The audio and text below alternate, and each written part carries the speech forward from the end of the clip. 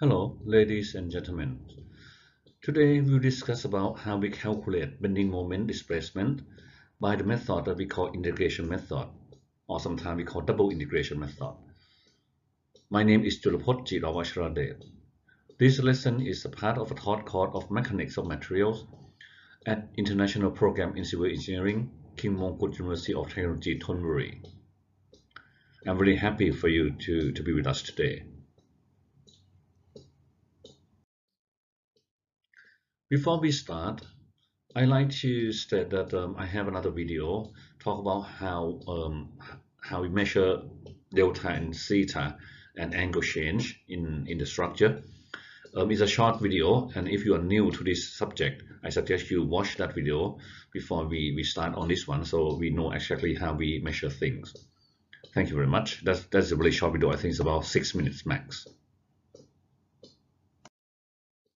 Let's look at how we formulate the equation.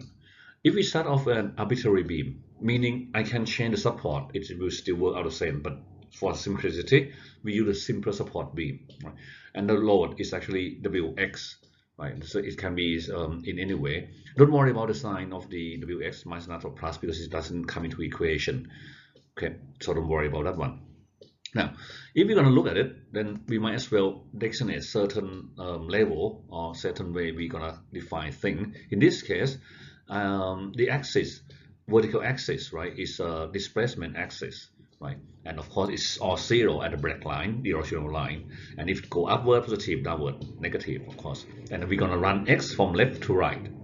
Now, once we set this up, we're going to look at a small element of the x. Right. However, there is two small elements: the original one on the top and this deformed one, the blue line, right? So if we start off the top one first, right? In this sense, if all load is pressing down, right, what we have is the smiling bending moment at that point where we cut, right?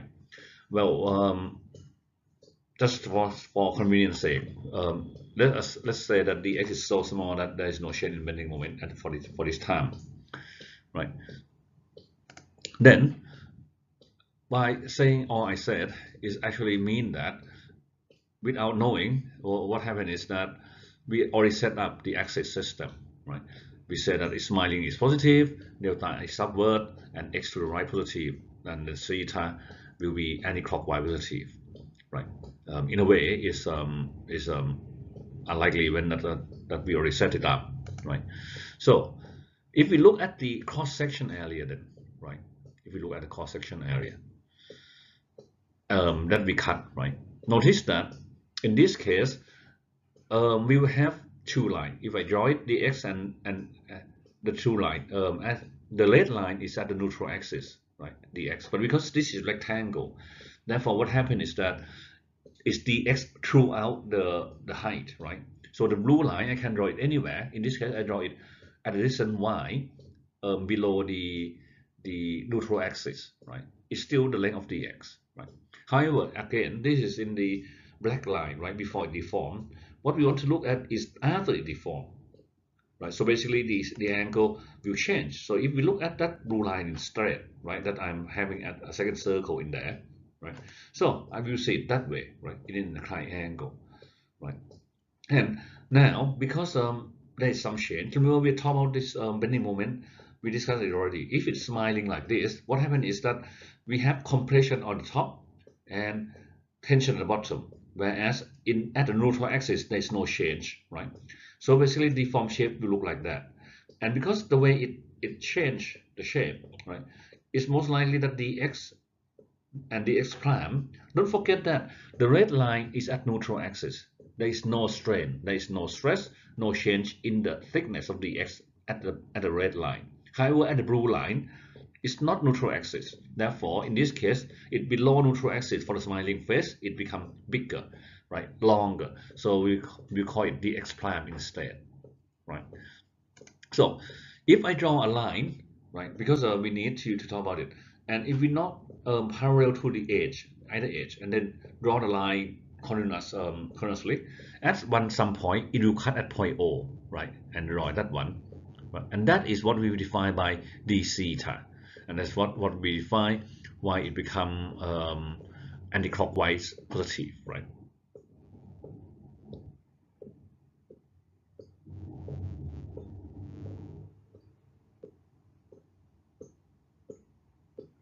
Okay, next is that um, once we draw that one, then we can work out, because dx and dx prime now is a curvature with the radius, right? And so in that case, I will call it low for that case, right? From point O to 90 degree to the line, the red line, either side, right? Again, this is a curvature, it's a circle, so basically it will be low anyway, right? But if it to the blue line, then it become low plus y basically. So in that case, we can use trigonometry to calculate the arc length, right? So dx will equal to low dx, right? The radius times the change in angle, the angle it cover, right? But when I state this, one thing has to be clear now, meaning d theta here is not degrees, it in radians, right? So this is the first point. That the second point we have to remember is that it becomes radians, right? Next is that, of course, the x prime, which is further away, the radius is low plus y, right? Time d theta the same, right? It becomes the arc length. Now, if we remember, we can calculate at the blue line, then we can calculate the strain, right?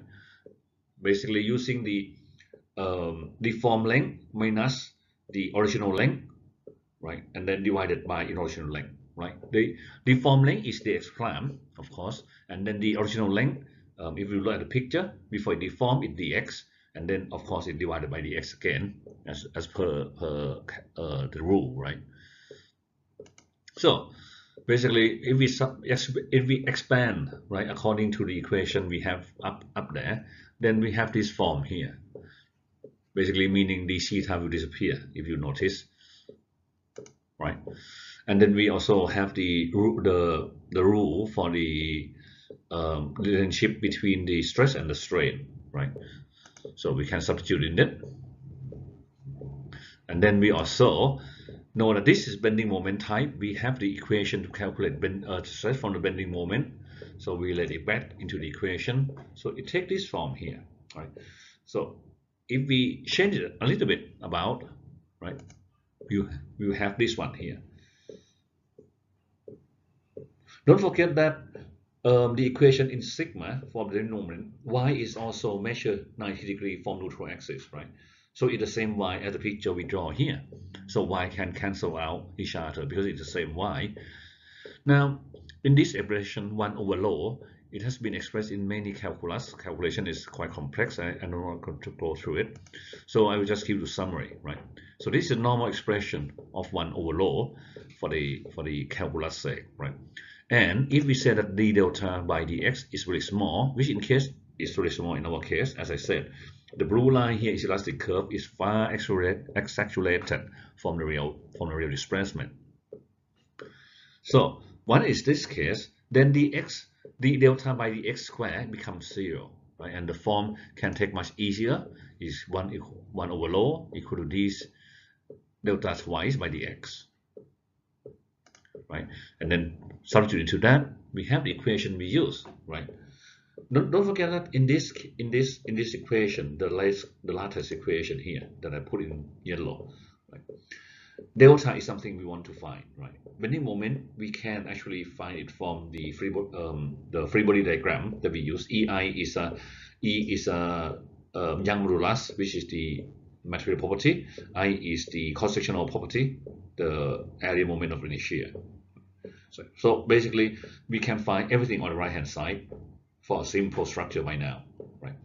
Therefore, with this, then we can find out delta or displacement that we want in a beam, in this beam basically. Well, I put up the equation we have from last page here, right? Just to say what does it mean really.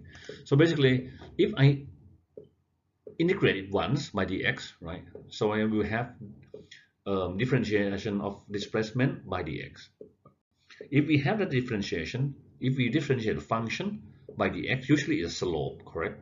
Now, the slope is also the angle we call theta, right? Because theta here is in radian, so it's the same thing. Okay, so we have the equation that theta in fact is a function of x, meaning it doesn't remain constant. It can change from one point to another. So we express it as equation will equal to integration of bending moment over EI once, and of course if we integrate the equation on the left hand side again, then we have delta, right? So, and we can express that way. There we go. Before we move on and see example, I like to stress something here is that what I'm proving here is based on smiling bending moment positive, right? And x to right hand side positive. And what we work out is that delta upward will be positive and theta will be anti-clockwise positive. Now, this actually have to turn together all the time. If you happen to change one thing or another, for example, if you remain smiling positive, but x2 is to the left hand side, then we will have delta upward positive, but this time theta will be clockwise positive. So unless you are very sure what you're doing, I suggest you stick with the sign on the top right corner, right, meaning smiling positive and then x to the right hand side positive, right? Otherwise, you have to turn sign altogether. It could be quite a headache, really.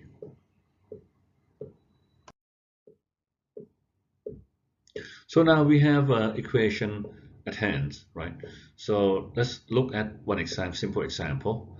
In this case, there's a cantilever beam, right? One support at point A, fixed support, of course, cantilever, right? And it's have a length of L. There is one force acting at the end, right? And assume that EI is constant throughout the length L, right? So let's find the function of the vertical and angular displacement, and well, maybe the value at point B as well. Before we start the process of calculation, let's look at our equation for a little bit, right? Notice that all the equations stated here that we actually prove out doesn't talk about a bending moment at any point in particular. It has a function of x. In fact, it means that what we want is not, we don't want the bending moment at a point. We want a function of bending moment throughout the range we're looking at, right? So in this case, from the whole length A to B. So to find out this equation, we obviously start off with finding reactions, right? Free body diagram as shown now. Simple three equations, three unknowns. Then we can sort out all reactions. And from that point on, then we cut in at certain distance x. Notice the sign convention we use here, right? Again, I already have to state again, bending moment smiling positive, right? And then x from left to right positive. In this case, what I draw here, it means that at point A, I designate xab equal to 0, right? The drawing shown like that. And of course, it will keep on going until it reaches point B. It could be anywhere between A and B, right? You can calculate shear and axial force if you want, but because we are not using it, I'm not going to do it, right? So I could actually just take moment at point A, and then sorry, at the cut. And if I take moment at the cut, then I can get that equation straight away without having to find out shear and axial force. So once we have the equation, then we can put in the integration, right? So next step is to integrate the bending moment, of course. Right. If I integrate once, oh, so sorry, this is the equation for bending moment from last page, right? So if I integrate it once, as we discussed already, we have theta, right? But because we have the open integration, what happens is that you come up with a constant, right? In this case, I put the name C1 into it. Then if I integrate again, then I have expression for delta, the distance displacement. Right? Again, it's open in this integration, therefore I will have C2 too. Now, as usual, before we can use this equation, we have to find out what C1 and C2 is. In this case, what we're going to use is what we call the boundary condition. So let's state that theta AB is equation number 1, delta is equation number 2. Now we're going to start, next we're going to determine what is the constant, the integration constant is, right? So if we look at the structure, again, I have to emphasize, not usually, you tend to look at the support first, right? So if we have two constants, so we need two conditions, right? And at point A, in this case, the support provide both. First, we know x at point A is 0, right? And because at point A is a fixed support, it cannot rotate, which means theta at point A, where x is 0, then theta must also be 0. And at the same time, fixed support cannot move up or down. In this case, it means that delta is also 0 at point A. So what happened is that we supply x equal to 0 and theta is equal to 0 into equation 1, right? And of course, it worked out simply, C1 equal to 0. And therefore, we can change sigma theta AB as such. And then if we put in the equation for delta x0, delta 0 into equation 2, again, it worked out that C2 is 0. And therefore, delta equation can be expressed as follows. Now, the next one is just bonus because actually the question doesn't ask. I just show you. So if we want to work out what is displacement and see both angular and distance displacement at point B, what happens is that we just have equation and then we work out what is the condition, right? Or what is x at point B. Of course, if in this case we set 0 at point A, therefore by the time we come to point B, the x equal to L, substitute into equation 1, then we have theta. In this case, it's negative. Remember we said that positive is anti-clockwise, negative then it means that it actually clockwise, right? Nothing complex here. Again, if we substitute x equal to L into equation 2, the new equation 2 of course, right? Then we can work out delta. This, right? In this case, it's minus again. Then upward positive minus means downwards.